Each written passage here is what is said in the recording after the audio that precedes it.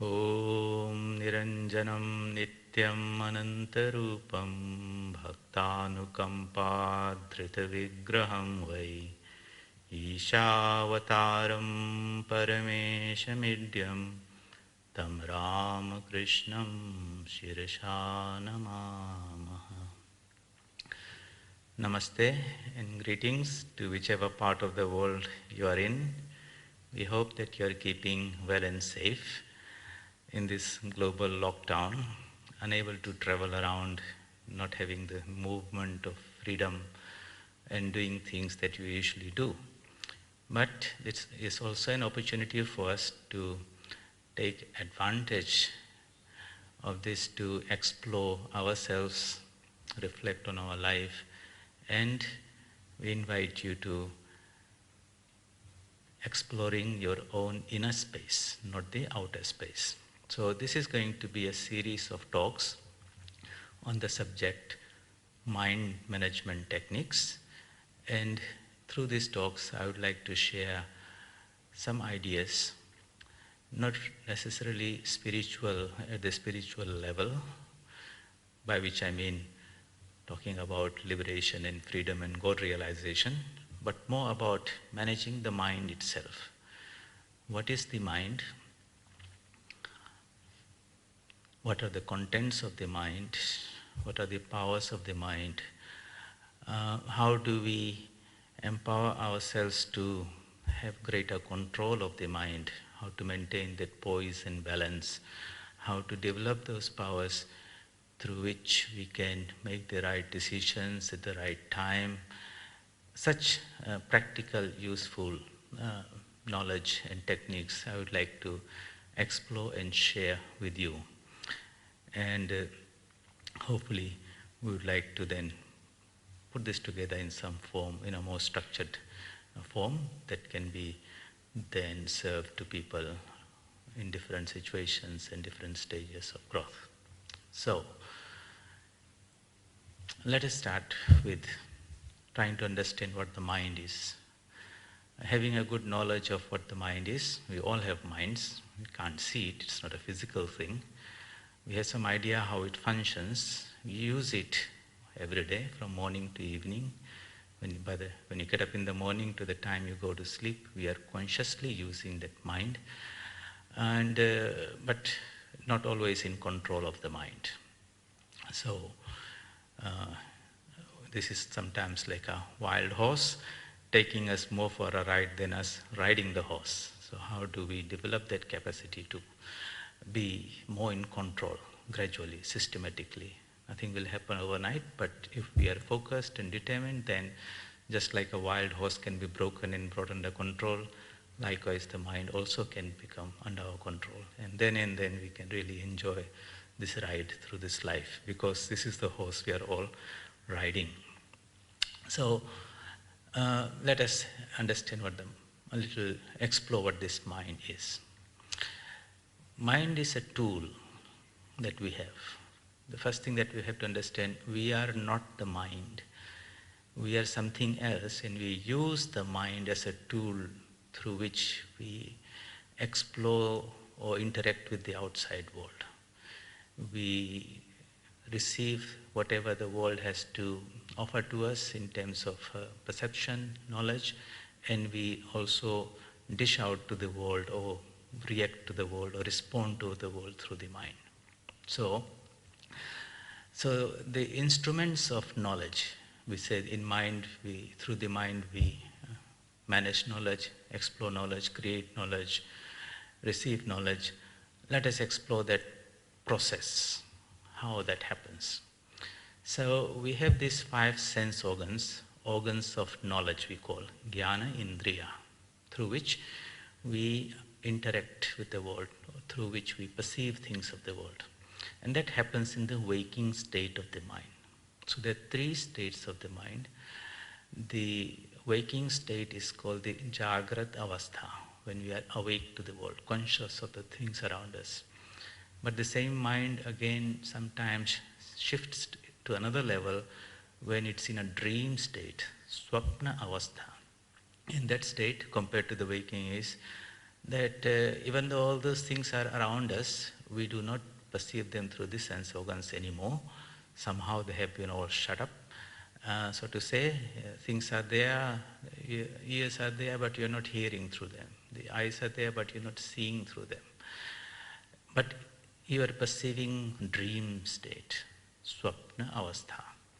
And there's even a deeper state of mind. In the dream state, at least we have some identity of a dreamer.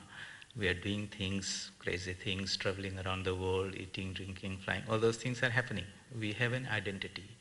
And we remember some of those dream images.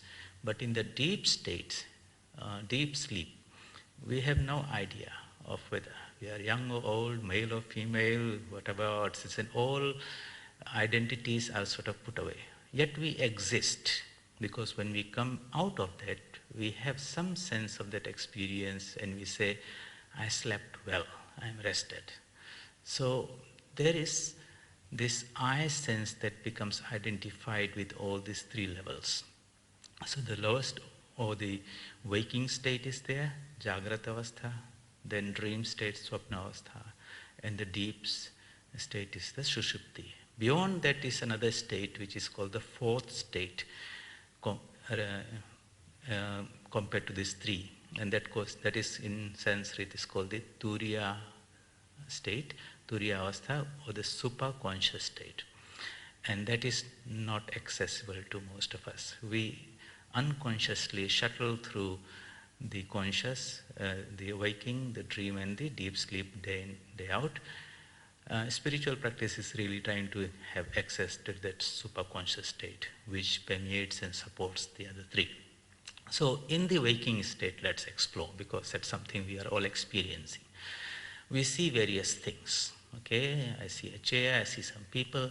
Let's explore that, what really happens in that perception. So, for example, I'm sitting outside on a bench or something, and I see a bird.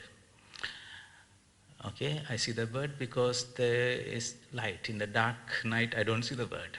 So light is necessary for me to have that perception. What happens? The light from the sun falls on the bird, it bounces off the bird and comes to my eyes. My eyes have to be open to let the light in, and I must pay a little bit of attention to the bird, because there's so many things around that bird also. And if I direct my attention to other things, I might not register that the bird is there. Just like when I'm looking at the bird, I'm not looking at the tree the bird is sitting on. So a little bit of attention is there. Anyway, this light is then focused with the help of the lens in the eyes. And if assuming that you don't have any cataract or something, you let the light in. So there are many, many factors in the process of perception, so to say. And the light falls at the back of the lens, where there is some special cells, the rods and the cones that help you decode that the light signal into colors or in shades of black and white. That is then converted into an electrical signal and goes through the optic nerve to the back of the brain, which is the optic lobe, and therein the process of creating an image is generated. An image is generated and you see a bird in there, in your own head. And so what happens there? So there's an image, it's in the shape of the bird. What the mind tries to immediately do is try to classify this bird. Okay. And it looks through the index of all the birds that have been kept there. And if it finds a match, then it responds and says, this is a pigeon, so to say. And you respond and says, I see a pigeon.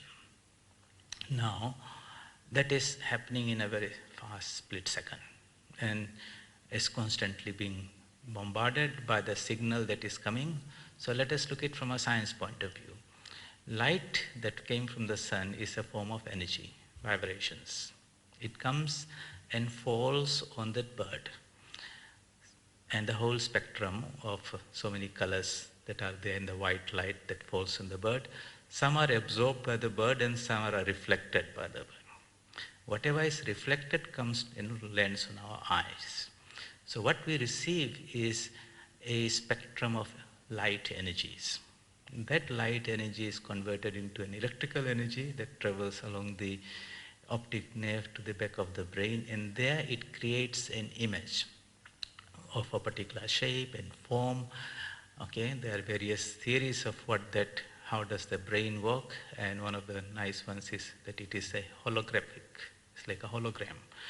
Anyway, that image is created, and you see that particular image, and you say, this is a particular bird. Discriminate, you match it with what is existing.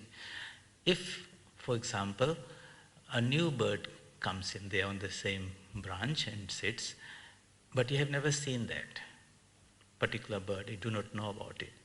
So when that image is created in your mind, or in the back of your brain, so to say, let's not talk the mind, and you try to match it with the index of previously created images, and you don't find one, then you scratch your head and say, what is this? I don't know this. And so what's the difference when we said the first one I knew and the second one I did not know? So what is knowledge? We're trying to understand. So you scratch your head and you ask somebody, like a child might ask the mother, what is that bird? And the mother will give the name. This is a parrot.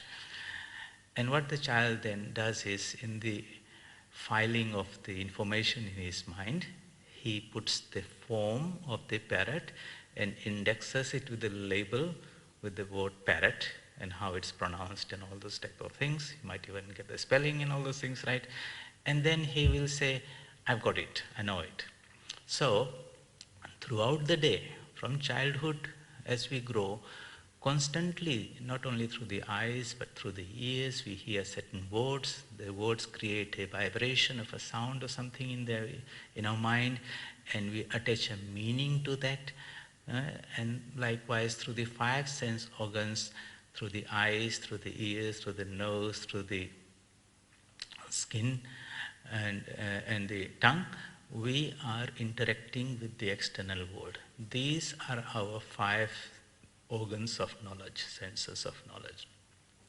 And from childhood, in different environment, situation, either it's living in nature or going to a classroom where we systematically are given that knowledge in different subjects, in different levels, we build up this huge library of information, so to say, properly indexed and maybe interconnected and interlinked, so that when you think of one, then we find the network of other thoughts are all coming up there, and we say we are increasing in our knowledge.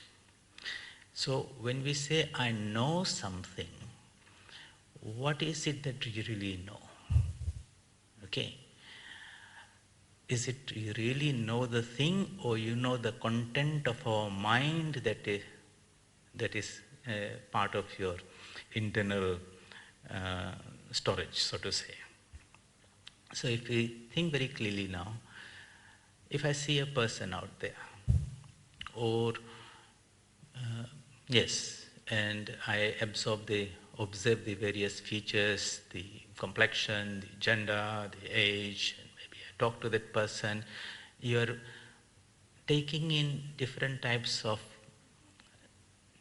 qualities of that person, and you are storing them in your own mind around the identity of that person. And if somebody asks you, do you know that person? You said, yes, I know that person. And how do you prove that you know that person? Well, you begin to bring out, I know this person is male. You begin to bring out all the information that you have stored with respect to that person. My question is then, do we really know that person? No. What we know is the content of our mind with respect to that person. Whatever is out there is really not known to us. What we know is the information that we have systematically classified in our mind in some organized way. Swami Vivekananda says, just like the post box in the post office. So you get a letter, and then the postman looks at the post box number, and then he puts in that particular box. So as information comes, we keep on slotting them, arranging them everywhere. And as we do that, and if we become very good at it, in organizing it and also retrieving it, remembering it or recollecting it, then we say we are becoming more and more knowledgeable about the things of the world. But really, do we know those things? So in Vedanta, they say, really we do not know. We do not know things as they are. What we know is the content of the mind. The outside world is an unknown and unknowable. On top of that, we add our mind. So if the outside world, for example, we say is X, X plus the mind is our perception part of it, the X is the existence part of it. And the two are different. If we have that type of discrimination and understanding, very clear understanding that whatever we perceive in this world, whether it's a event happening or a situation or an idea or something, what we really know is the content of our mind, not the thing itself. So we would not then jump to the conclusion and they say, I know that person or know that thing. We will be saying that I know the content of my mind with respect to that event or person or whatever. And we'll also be able to understand that maybe the content of that mind is not really accurate. There could be errors in it, depending on the source of that information. And if you become aware of that, then you will not be so judgmental and not so firm, and you will not argue about those things. You will make some way to say, maybe I've got it wrong.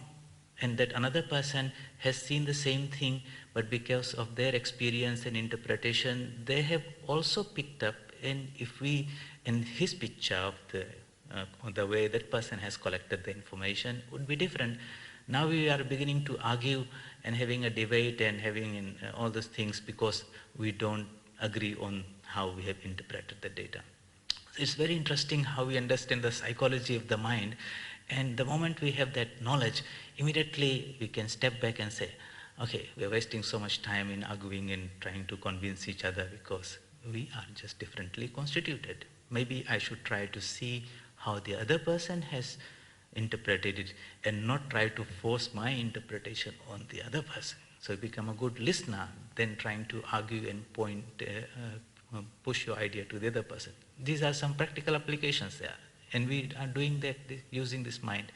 So it's very, very interesting to have this understanding that what we perceive, our perception, is separate from the thing in itself. And if we are mindful of that, this is a practice of mindfulness because it's happening all the time, then we will be a bit more careful in judging others. For example, I have not met somebody and somebody has been talking to me about that particular person. So that person becomes my source of information. I don't have a direct perception. And that person's experience, whether he personally interacted with that person or he also heard about that person, anyway, he has got something in his head, the data that is stored in his database, which he transmits to me by communicating, and I try to put that together and construct an image which will be totally different from what he has got. Okay, my composition of that image could be there. And that source of that validity of that information could be totally wrong. He could be a very nice person, but this person has got some vested interest or different experience, and he tells me something maybe not so nice about this particular person, not so charitable. Keep away from him. It's not so good. Keep a distance because this. Now, I filed all that information in a quiet way in my mind. When I meet that particular person, my reaction to that person would be based on the information that I have collected. And because of the information was not so good, I might not be so welcoming to him, I might not interact with him in a nice way, I might keep a distance, whatever. But it could be all wrong information. And you will find that many times it happens, somebody has said something about another person, you had formed an impression of that particular person, but when you personally meet that person, you find that kind of so nice and so wonderful, and so, why did I have that? We don't go further and say, I should not make that mistake of getting information from the wrong sources. So all these things are about the mind. We are collecting so much information constantly from the outside world. The sources of information could not be very reliable if it's indirect. If it's a direct perception, also it could not be very reliable depending on the how we have picked that knowledge, whether the information has come correctly. For example, somebody has a cataract, like I said, or somebody is sort of colorblind or slightly ears are not as finely tuned, partly deaf, you might say. So the signals are coming, but the way he or she interprets it and files it will be different.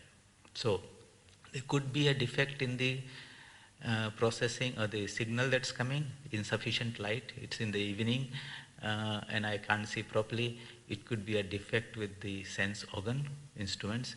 It could be a defect in how I have filed that information. Maybe I just didn't pay attention and wrongly classified it. But based on that inner information, we are now reacting with the world and judging and responding to the world. So with that background, let us try to see how in Vedanta we talk about the inner instrument. These 5 sense organs are the external instruments through which we interact with the world. The internal organs, the instruments, are called antakarana, inner instrument. So in the Vedanta philosophy, or in the yoga psychology, this antakarana, or the inner instrument through which we process all perceptions, has got 4 functional forms.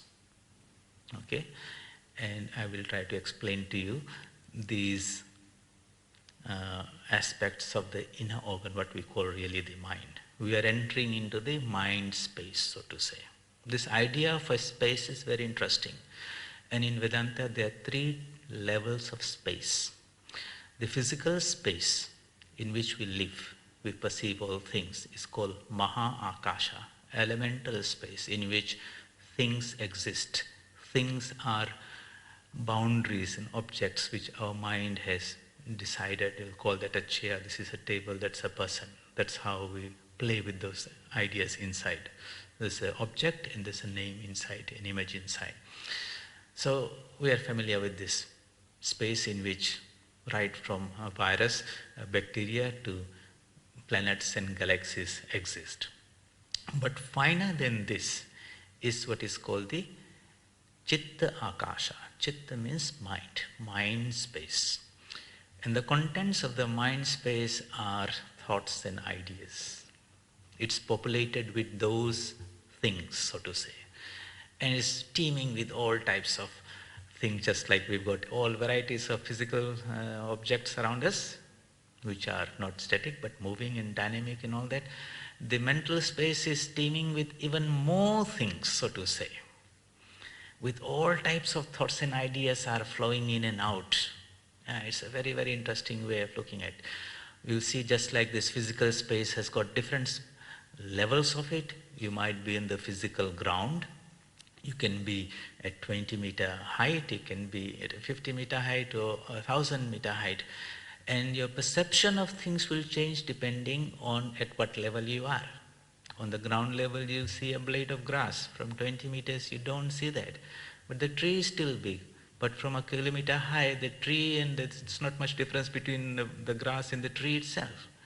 So in the mental space, there is same gradients and differentiation is also there. At the bottom of the mental space, there are ideas and thoughts which are of a lower level, gross. And at the higher top end of the mental space, there are wonderful sublime ideas. And just like in the physical space, what you see depends at what level you are. Likewise, in the mental space, what you perceive in the thoughts and ideas will depend at what level you are. Also, we'll come to that idea later, but I'm saying that there's a physical space, which is material. There's a mental space in which ideas and thoughts are there. And beyond that, there is another space called Chid Akasha, the space of consciousness. And we are also part of that, but not very much aware of it. We are all aware that we are a conscious being, different from a chair and a table. But we are not really anchored so much in that consciousness all the time. Our sense of identity has got mixed up with that consciousness and this material world also. So we say, I am a body. We'll explore that little later. But I was going to talking to you about this inner instrument, the Antakarana. Anta means inner. It's made of 4 aspects: manas, chitta, buddhi, ahankara. Chitta, mana, buddhi, and ahankara. And let's try to understand these 4 things. The chitta is the mind stuff, the substance, the material, so to say. Mind is also matter, but finer matter. It is matter, but finer matter. Just like a solid piece of ice and water are the same, made out of same H2O molecules. But the difference is that the solid piece of ice is fixed in its shape and everything. The water has melted. But from the perspective of a water molecule, he sees himself equally in both states. Only thing is, when I'm in a frozen state and I can't move around here and there, then I'm in an ice state. When I have more freedom that I can swim in a vessel in which the water is kept, then he feels and you might say, you are now water. And if you have heated him up and he evaporates and is swimming around the space there, totally free, then he says, I am a water vapor. It's the same thing, but in 3 states. So likewise, that which is appearing to us as physical matter, and that which is to us as a mind, and then again as consciousness, is the same substance, whatever it is, but in 3 states. And the transition point is like, what's the transition between matter and mind? Would be the transition point, something like between ice and water, and then you can transition it to another level. So the mind stuff in which all things are captured, the energy is captured and thoughts are being taken in and flowing around and all that is called the chitta. In the chitta, all the impressions are also kept, because it's not, you remember things that have been experienced, whether it's words or shapes or ideas from the past, so they have to be kept somewhere. It's like the hard disk of your brain, okay? But when you are conscious of it, you pull it out from there into your CPU, the central processing unit, what is uploaded onto your system at the current time, so to say. So from the memory you bring those things and process, and again you can file it away again, back. So chitta is the hard disk, so to say, if you can use the terminology, in which all the impressions are stored, filed away systematically. Then there is this another function aspect of it called the manas. When we say, and this is not the mind, it's called manas. This is a state of indecision in respect to a perception. And then the third state is called buddhi, where the actual discrimination of the perception takes place. I'll explain that a little later. And the fourth state is the ahankara, where the I sense comes and say, I understand, I know. So let us look at the bird that we were seeing there. Right? So the signal came through the eyes, it went to the back of the mind, image is created, and it scans the hard disk and the images that are there, and it is maybe not able to make a full differentiation because the light signal is not very clear. It's not a very clear disk. In the evening, some bird is sitting there. Okay, so that stage of that indecision, sankalpa vikalpatmika. Okay, I am not able to make a full decision about what it is. I can see something is there.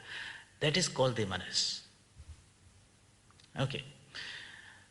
suppose there's an animal far away. I see a four-legged animal, and I'm trying to look at it with great concentration, trying to discern the various features. I can see it's four-legged, but I can't make a decision whether it's a horse or a cow. Okay, so when that type of indecision is there, that is called the manas. When you can zoom into the definite discerning features and I can see there's a pair of horns, then immediately I eliminate the horse out of it and say, I have identified that correctly. Nishchaya atmika. The buddhi function is the decision making thing. Okay, correctly.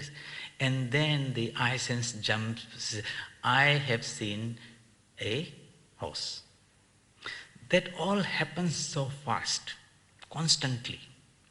And not only through the eyes, through all the senses. So you can understand the power of this supercomputer that we have within us, that even when we are not paying attention to this and constantly we are bombarded with sounds that are coming, these visual signals are coming through all the five sense organs, and in a very relaxed way we are constantly processing, and then we are also eliminating all the things that we don't want to pay attention to, and we focus and pay attention to the ones that we want to.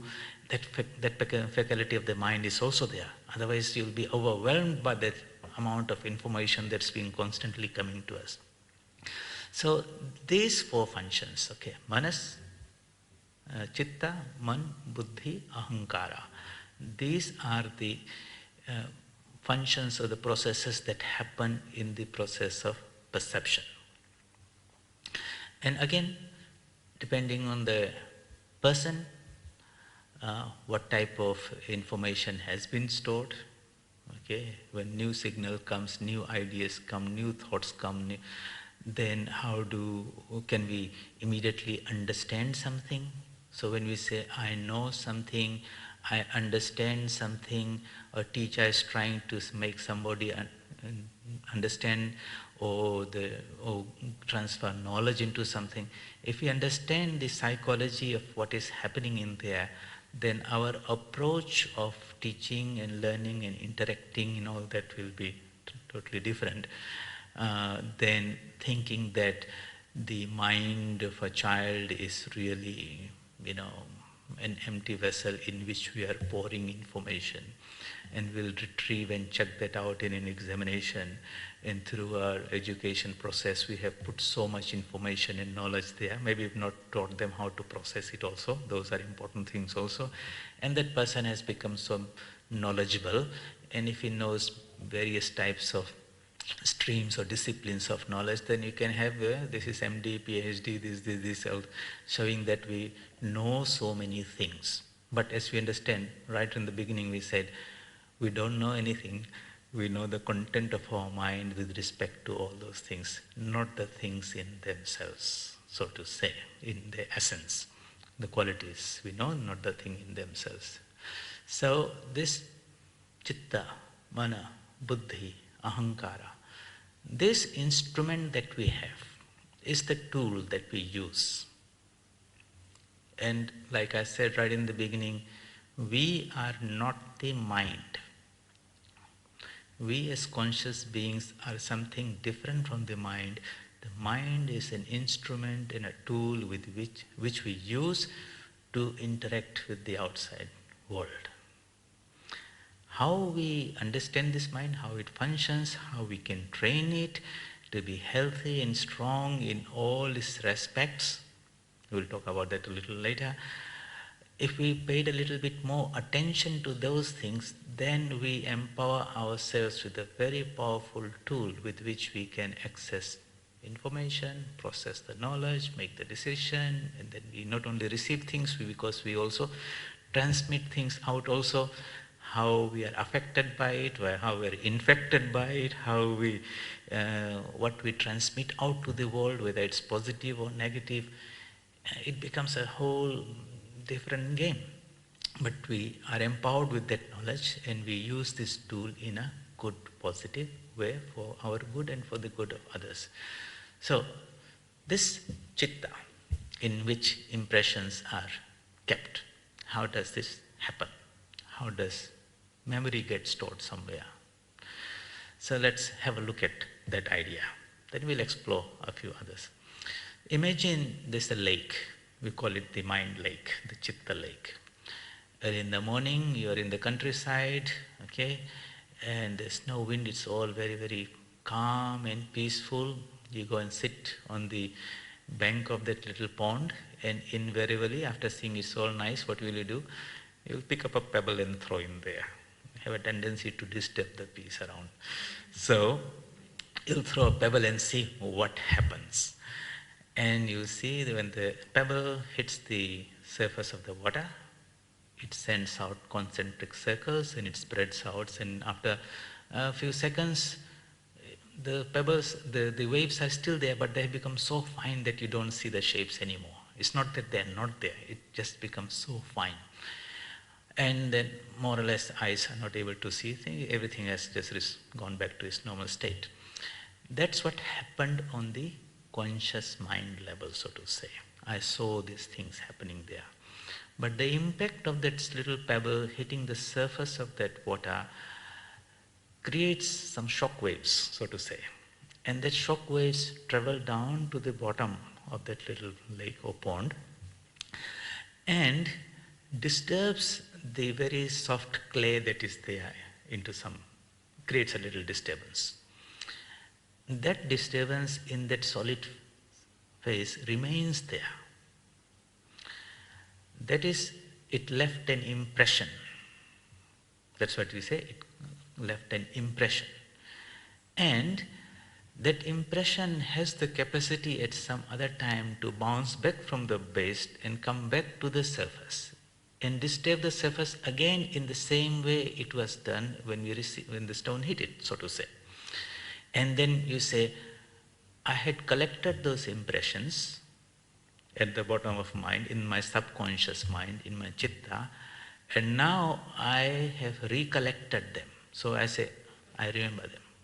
It comes to you, memory. I remember, we call it recollection. First you had collected, now you have recollected. That means you have brought it back to your surface of your conscious mind. So what does it mean? You see something, you take those impressions to the back of your mind, they are stored there as samskaras, and long after that person has gone, you close your eyes and an image of that person comes back into your mind and you have recollected. So that happens with respect to all the signals that are coming in. Whether we are aware or not, that is another factor. From the morning to the evening, from birth to death, through all the sense organs, constantly we are being bombarded with all these signals, so to say, and they're leaving the impressions in your mind. Some of it we use it, most of it they lie there stored unknown. Somebody might remind you sometimes because you don't bring it. Other times you see some people are put in this state of hypnosis, and you're taken back to a particular time and event and all that, and you'd be able to dish out in greatest detail what happened there.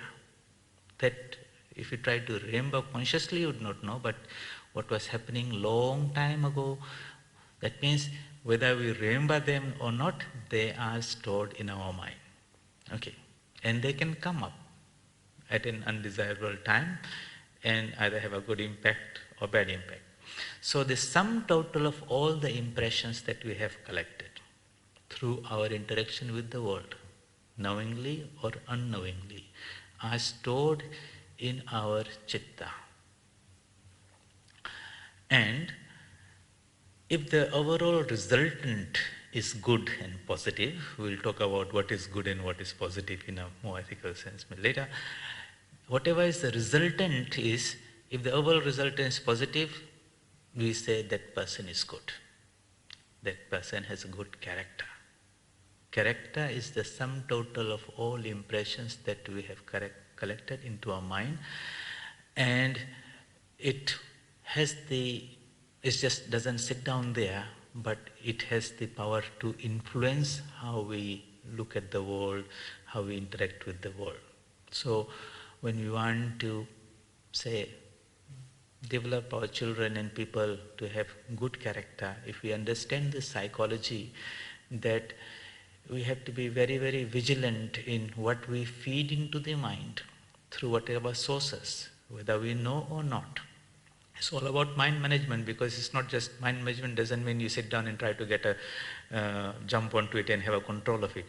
It means right from the very fundamentals of being very alert on what type of impressions we are trying to expose ourselves to, okay? And we should be very conscious about it. Parents will have to be very conscious about what they are exposing their children into, because during those formative years they're just going to upload all that data, and after some time they will begin to react with the world based on those impressions, the character of what they become. They interpret the world, they react with the world based on that. So if we just give them full access indiscriminately to the whole world of information that now is so much available through internet without any proper control, and you've given this wonderful internet technology, and what the child is doing there, you do not know, you're just keeping them engaged, you might be polluting their mind with all the nonsense in there and doing them more harm than good. So elders, until people have developed their own judgment and things and control about the quality of information and they take in, it's a role of responsibility of parents and elders who are supervising them to guide them and protect them from the negative ones and expose them to the positive ones. So this is called satsanga, company of good, positive, noble ideas, filling them mind with them. That's what the person will become. So we're talking about the chitta. This is what the chitta is, a whole powerhouse or a warehouse, so to say, of information that we have gathered depending on where we were born, what type of situations we lived in, what type of experiences we had, what type of people we met, what type of... So that will condition our mind in one particular way. And all of us, as you can understand, have been conditioned differently. And through that mind, we see this world. Through that chitta, we interpret the world. That is the glasses we wear, so to say, and through which we see whatever is out there, unknown and unknowable. So if I'm wearing green glasses and I see something out there, by the time that light travels through that glasses, it has been colored by that greenness of the glass. Okay, and if we are very careful and alert, kept our mind clean and transparent, so to say, then the light comes unadulterated, uncontemplated. We see things more as they are. But if our minds are too conditioned with our views and opinions and all the types of things that we have liked to think, then we don't see things as they are, but we see things as they have been affected or conditioned by our own mind.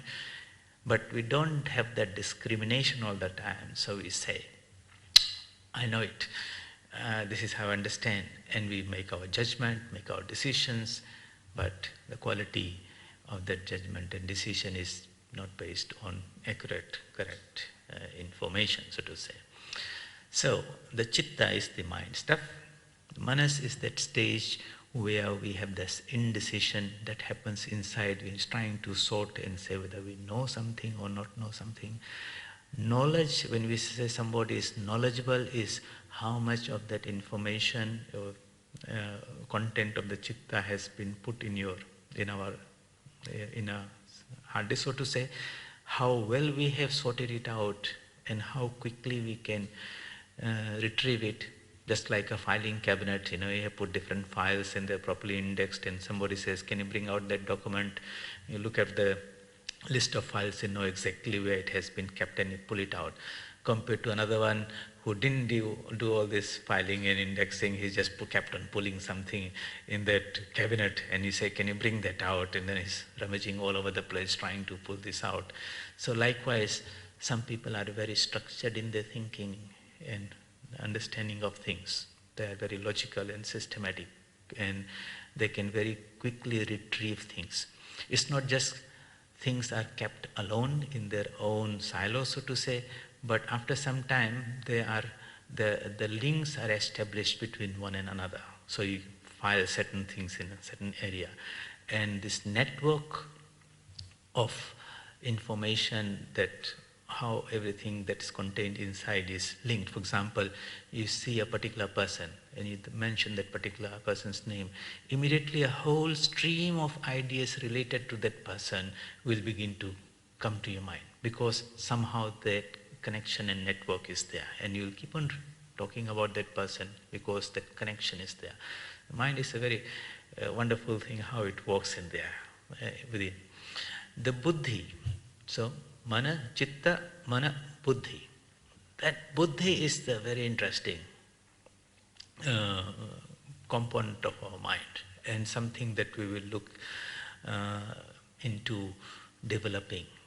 The power of discrimination, okay, is discernment, is not developed in everyone at all, or developed differently in different degrees, so to say.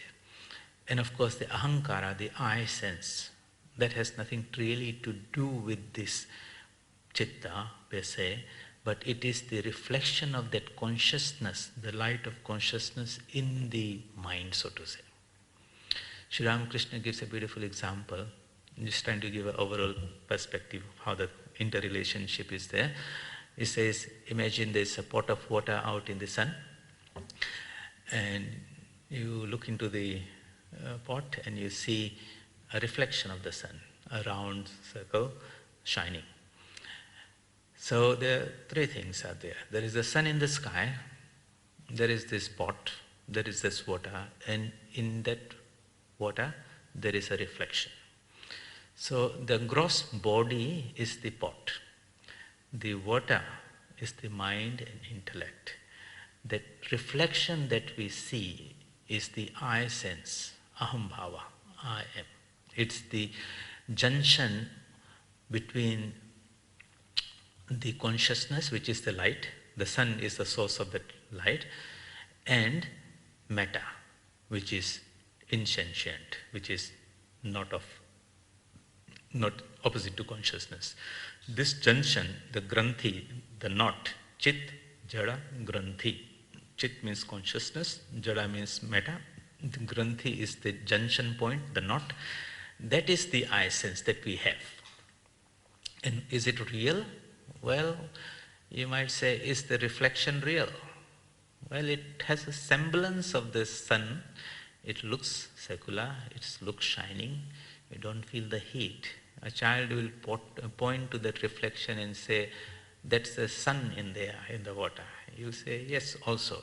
But the real sun is in the sky, it's so far away, it's so huge, it's so hot.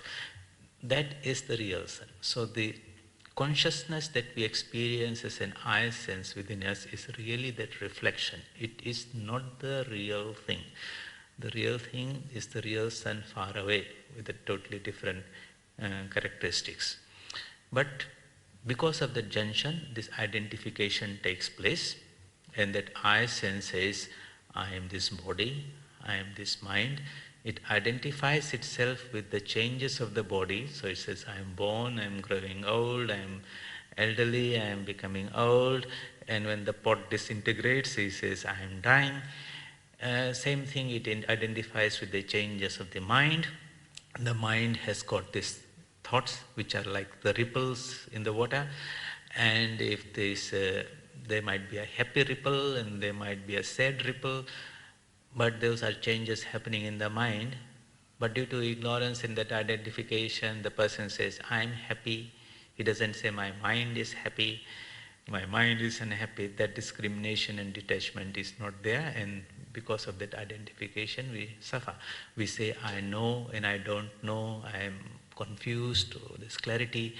The quality of that reflection in that water will depend on many factors. If the water is very muddy, then you will not see a shining light of the sun there, it will be something brownish. If it is very much agitated, the water is in ripples, then the reflection of the sun that you see there is also seems to be moving and shaking and all those things, while the real sun is not shaking at all.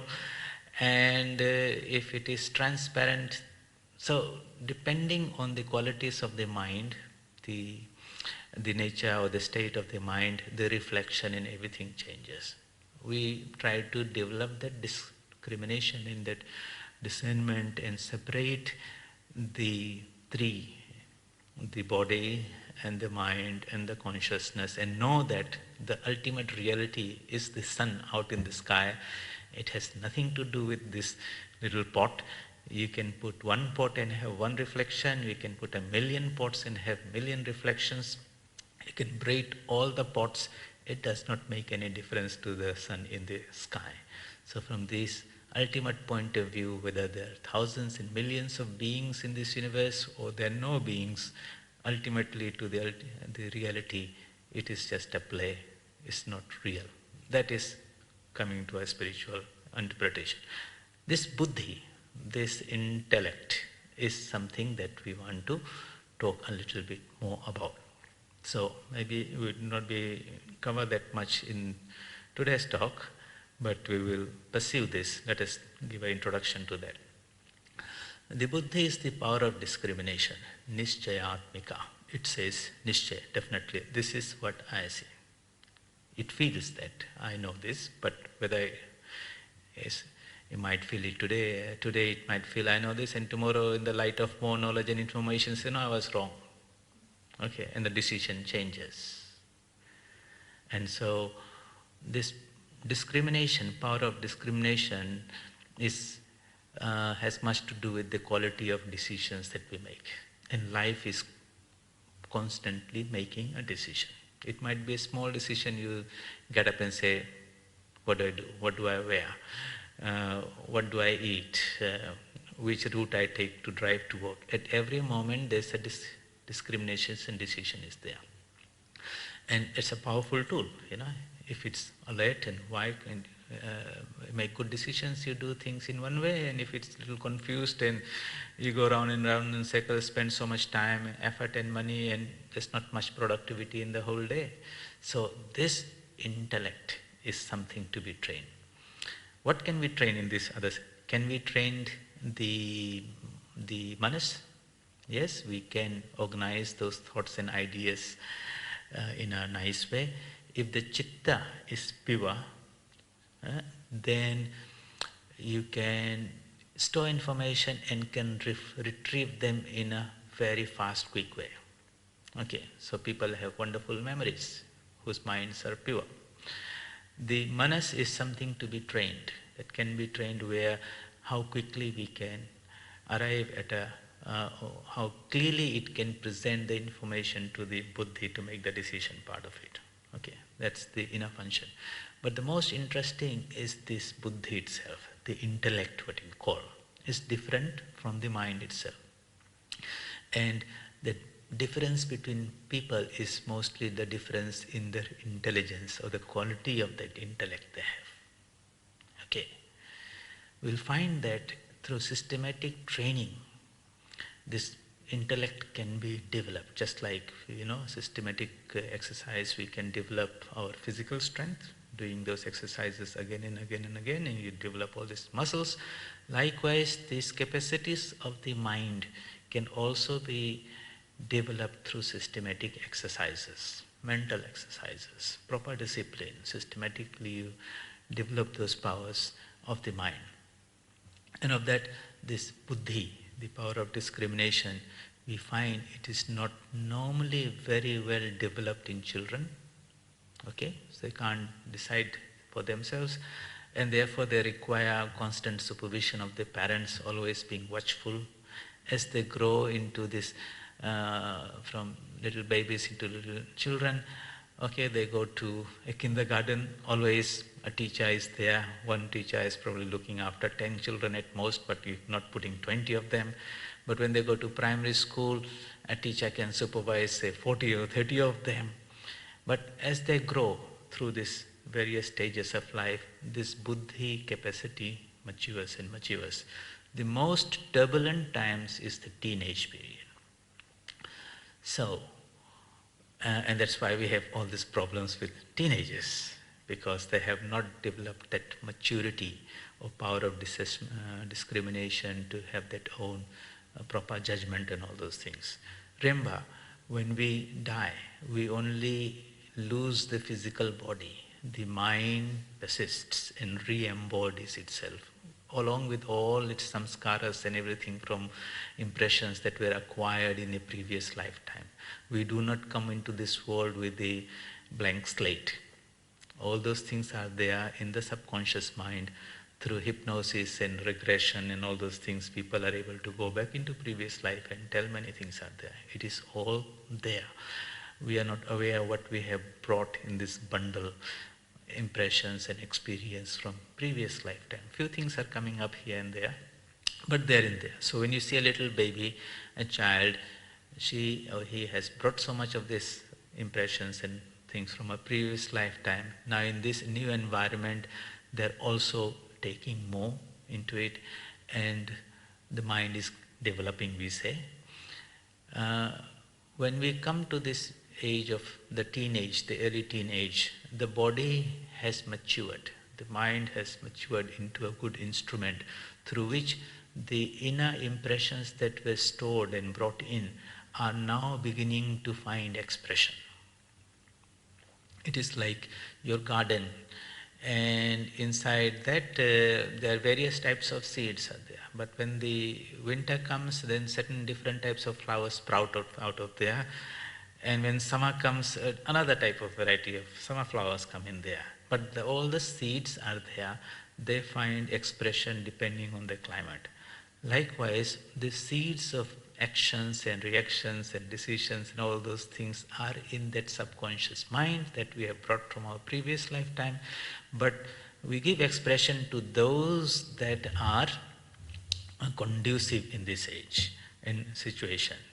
So during this teenage period, when the body and everything has matured, but the power of discrimination, the buddhi has not matured as yet, then these teenagers are doing so many things. It's not that they intentionally do. If you understand the psychology as parents and teachers and elders, then you'll understand that here the instrument is ready and the seeds are coming out, and there are some beautiful flowers and some thorny things also. It's not that the child is intentionally doing these things, and they do these things and some of them are not nice, and when the parents or elders or teachers ask the child, the teenager, why did you do this? Then you see that they look back and say in an innocent way, it just happened. I didn't do it. You'll see that the reaction is, I intentionally didn't, ho gaya.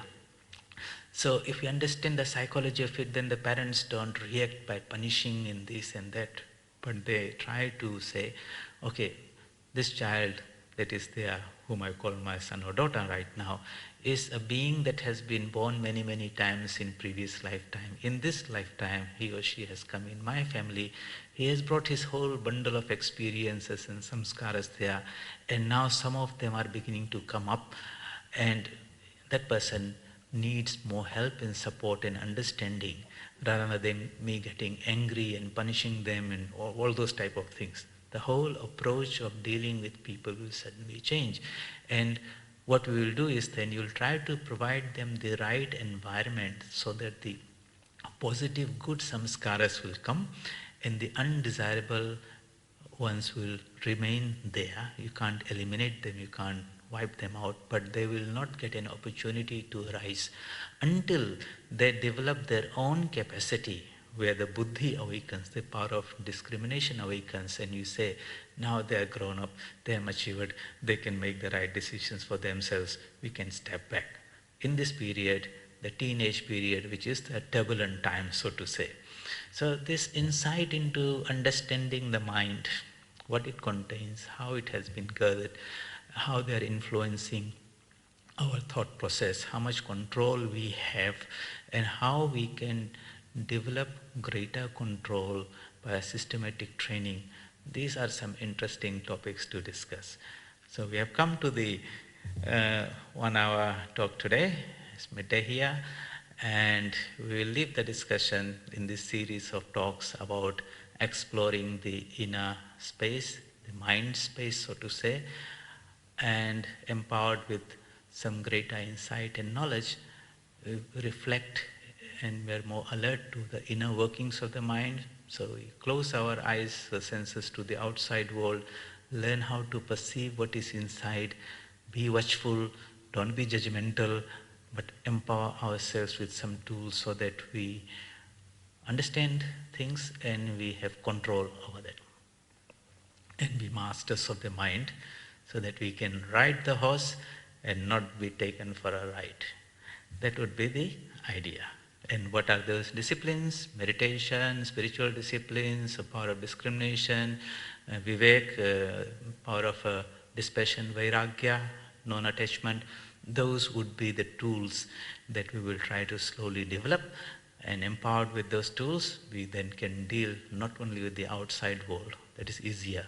The more difficult one is to deal with the inner world, and we need to be empowered with those tools. Unfortunately, our education system doesn't do that. It just gives us so much information, teaches a little bit about how to process that into knowledge, and then we are left to our own devices. True education is about self-empowerment, and it starts with some good understanding of the mind. We all have a mind. I will try to guide you with some knowledge and tools. We can use them and start understanding and observing those inner movements and processes that are there.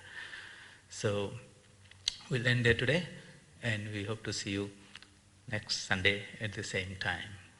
Om asato ma sadgamaya tamaso ma jyotirgamaya mrityorma amritam gamaya. Om shanti shanti shanti. Hari Om Tat Sat. Shri Ramakrishna Arpanamastu.